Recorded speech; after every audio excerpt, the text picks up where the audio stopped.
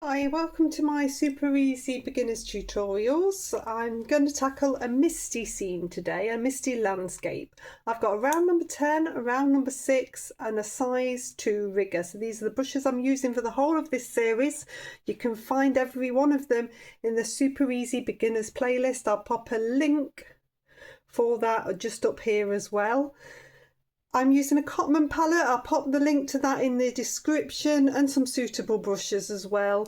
This is Saunders Waterford paper. It's about 5.5 inches by 7.5 inches. A nice cotton paper, but use what you have. Okay, so I am going to mix up a bit of a grey. I haven't got a grey in this kit, so I've got to make a grey. And I'm going to make this with ultramarine blue and burnt umber. So brown and blue often makes a grey. If you haven't got one, you could use Payne's grey, you could use lamp black, you could use ivory black. If you've got any of those, you could use them. So I've tested lots and lots of colours on this, but if I show you the sort of thickness I've got there with that paint. Everything else I'm going to take on neat from the pans in the palette. So I'm just giving my brush a bit of a rinse. And I'm going to come on with plenty of water. So I'm going to use my round number 10. I want a nice even coat. Nice sheen to the paper. So it's nice and glossy, no puddles. A cotton paper will take more water than a wood pulp or cellulose paper, and it's just a case of moving a bit quicker. Cotton paper gives you a bit more time than a wood pulp or cellulose paper, and you've got to be a bit more even. Cotton paper is more forgiving, which is why it's favourable. Okay, so I'm going to dip into some cadmium yellow. I'm just going to sweep that across, horizontal stroke with a little bit of a flick, not much of one. This is alizarin crimson. I'm dipping into that. This is still with my round number 10. I want to get this base on nice and quick, and I'm blending this through a little bit so that I'm getting some peachier tones happening as well. This is cerulean blue, so you'll see I've just dried my brush off. I want this cerulean blue to be a little bit stronger.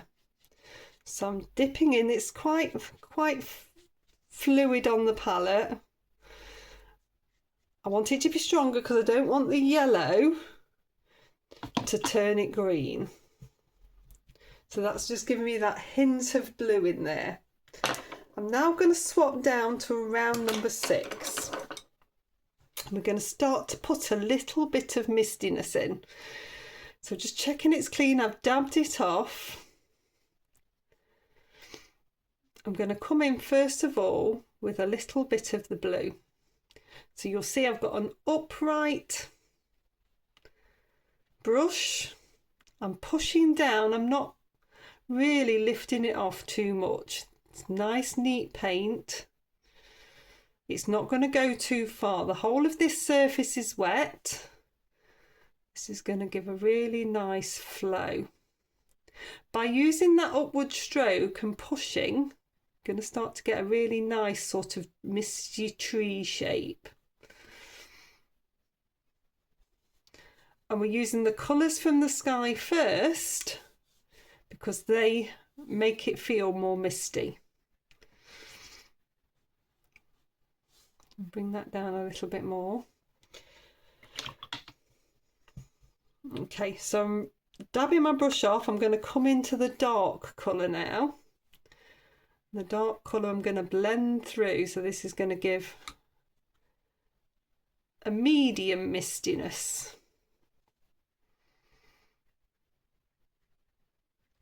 Because it's going to blend a little bit with the blue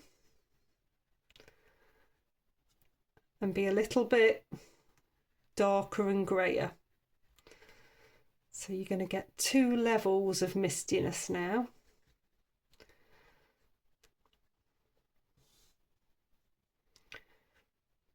Whilst I'm doing this, I'm watching this bit at the top because I want to take a little bit of this dark in, but I'm really just waiting for the sheen to go a little bit.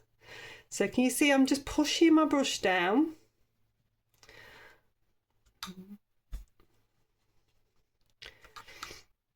Push, push, push down so it doesn't splay out too much. Little circular motion. I want to get a feeling of some clouds in there.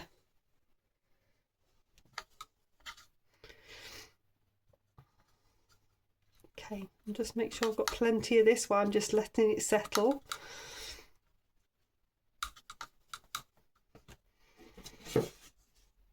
This is still the same colour, look, that's fine. What I'm waiting for now is for this to settle a little bit and the sheen to go off. So at first it looks very glistening and glossy, and then it starts to very subtly go less. You might have an odd patch that looks a bit wetter and you need to attend to avoid that. You don't want it to be totally dry.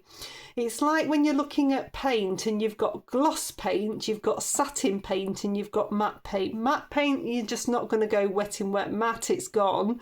You've gone past that stage. Gloss paint, it's going to flow a lot. It's going the glossiness of the paper just means that it's going to flow. And you're just waiting for that sheen to go to satin. And then it should stay put a little bit more.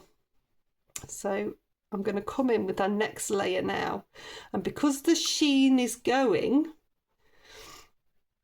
it should be darker again. So each of these is becoming a misty effect, but each area is a little bit darker.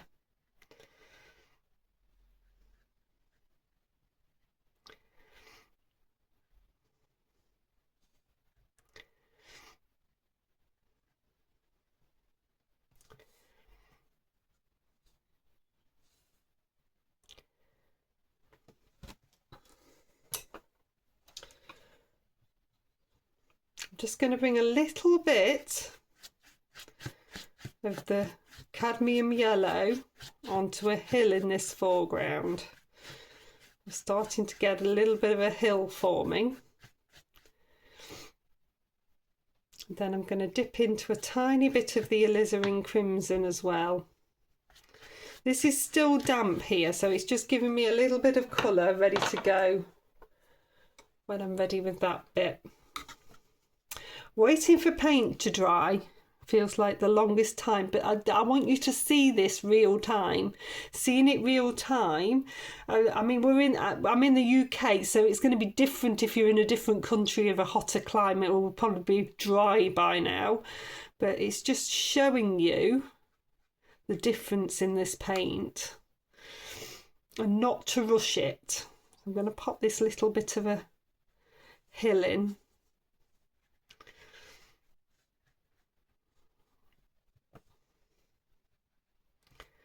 Coming up this way.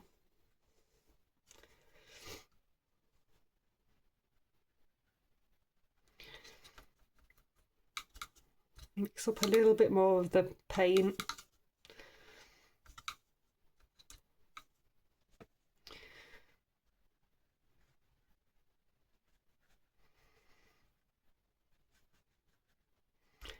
So I want this bit at the front to be nice and dark. So you've got that real good sense of mistiness as it's going backwards there. And then I'm just going to run through so that I start to create that horizontal on the hill. It's like a ploughed field. Okay, I'm going to dry that one off. Okay, so that's nicely dry now and I've got a really lovely soft misty feel. I'm going to come back in with my round number 6. And I'm going to pop a church steeple in here. That's going to have a church steeple in there. And I'm just going to create a top tree line. So just arching my brush, dabbing in, spreading what little paint I've got. I don't want this to be too strong. And I've just created a lovely top tree line there. Just going to rinse my brush off, dab it off on the kitchen towel. And then I just want to take a little bit out of this. I don't want it to be too strong. This is in the distance. So just with the damp brush, it's not wet, I can remove some of that paint and it'll give it a much more subtle misty feel. I'll just make this a little bit taller. I'm obsessed with getting a really nice point on a steeple. Then I'm going to use the dark, so this is still with my round number 6 and it's still those two colours. And I'm going to start to help to define this bottom edge. So this is going to give me the field,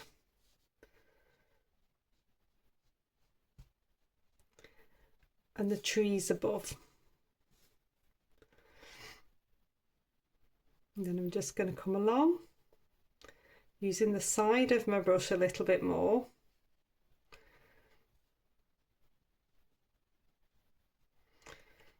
So I'm not dabbing upright, I'm using the side of my brush to just start to get a little bit of a base. I don't want to end up with a line. You've got to move quite quickly so you don't end up with this sharp line.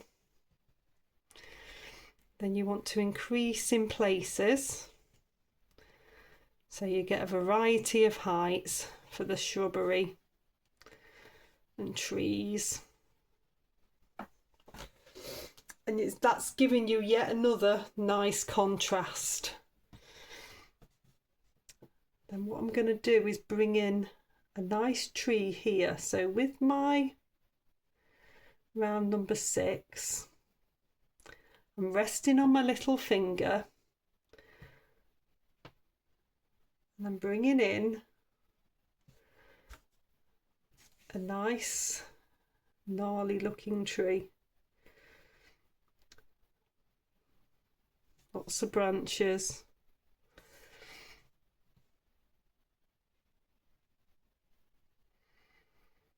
So it's given something to focus on in the foreground.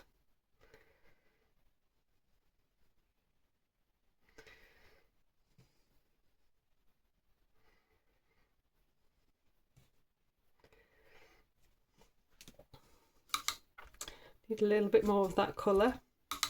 So a dab of water. And then the ultramarine and the burnt umber together. I'm just focusing on the trunk at the minute and the branches, and then I'm going to do some finer branches and foliage after. I'm going to pop a little one next to it as well. So I've got a little bit of variety happening. If I hold my brush, it's loaded up, and I hold it flat, I just want to catch the surface of the paper so that I get some. So I'm holding it flat like this and get some foliage on the tree without much effort. This is catching the surface of the paper and it's called dry brushing. I'm going to go down to my rigger now. This is my opportunity to now start to connect all these together. So resting on my little finger, I can start to bring in some more branches.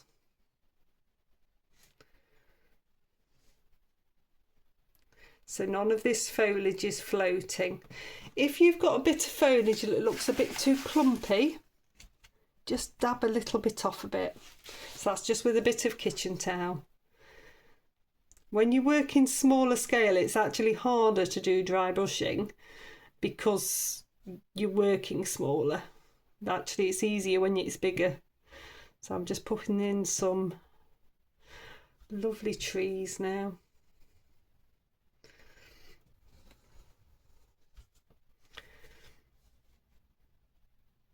The darker you can get these, the more the mistiness will work behind them. It's all about contrast.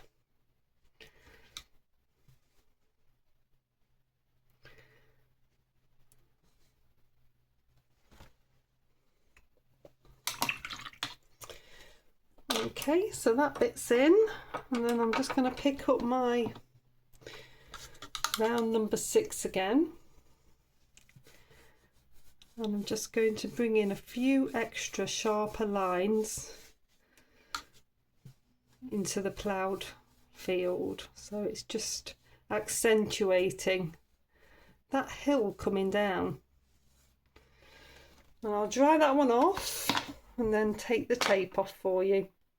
And there we go, so that's all finished. So it's showing you how effective the misty effect can be, and even where we've come in and we've created a lighter mist above on these trees, if when you do this you find, because it might happen, that you end up with a definite line, what I want you to do is take a damp brush and just agitate the surface and then just dab a little bit off, and that will just lift a bit and it'll give you the misty effect, because that can happen when you go a little bit too thick with the paint. So you can see how that's just lifting off and creating a bit more of a misty effect around that area. So I hope you've enjoyed it. Please do like, subscribe and share. I'll pop you a playlist here and another video here, and I shall see you next time. Bye.